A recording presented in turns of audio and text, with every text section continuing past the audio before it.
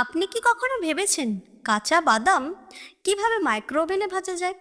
শুনতে অবিশ্বাস্য লাগছে, তাই না? আমি যখন প্রথমবার চেষ্টা করেছিলাম, আমিও ভেবেছিলাম বাদাম ভাজতে হলে গ্যাস, কড়াই এইসব লাগে। আপনাদেরকে দেখাবো কিভাবে মাত্র 6 মিনিটে পারফেক্টভাবে বাদামটা বানানো যায়। প্রথমেই আমি কাঁচা বাদামগুলোকে একটা মাইক্রোওভেন সেট প্লেটে দিয়ে দিলাম। এবার মাইক্রোওভেন সেট করলাম 4 মিনিটের জন্য। আর 4 মিনিট পর বাদামগুলো বের করে দেখলাম হালকা ভাজা গন্ধ এসছে, কিন্তু পুরোপুরি হয়নি। সেজন্য আমি আবার 2 মিনিটের জন্য সেট করে দিলাম। আর বিশ্বাস করুন, এই 2 মিনিটের ম্যাজিকটা ঘটে গেল।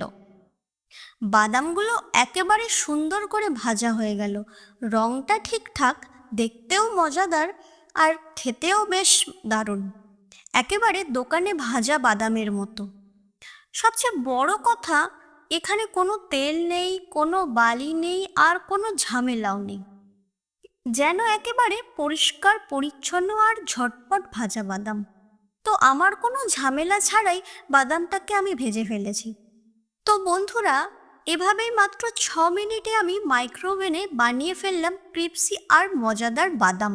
আপনারা একবার চেষ্টা করে দেখুন, খুব সহজ, খুব দ্রুত আর একদম ঝামেলাহীন।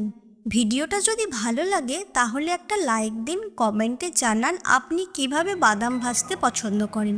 আর আমার চ্যানেলটা সাবস্ক্রাইব করতে ভুলবেন না, কারণ এরকম আরও ইজি আর মজাদার টিপস আমি নিয়ে আসবো আপনাদের জন্য। ধন্যবাদ সবাইকে।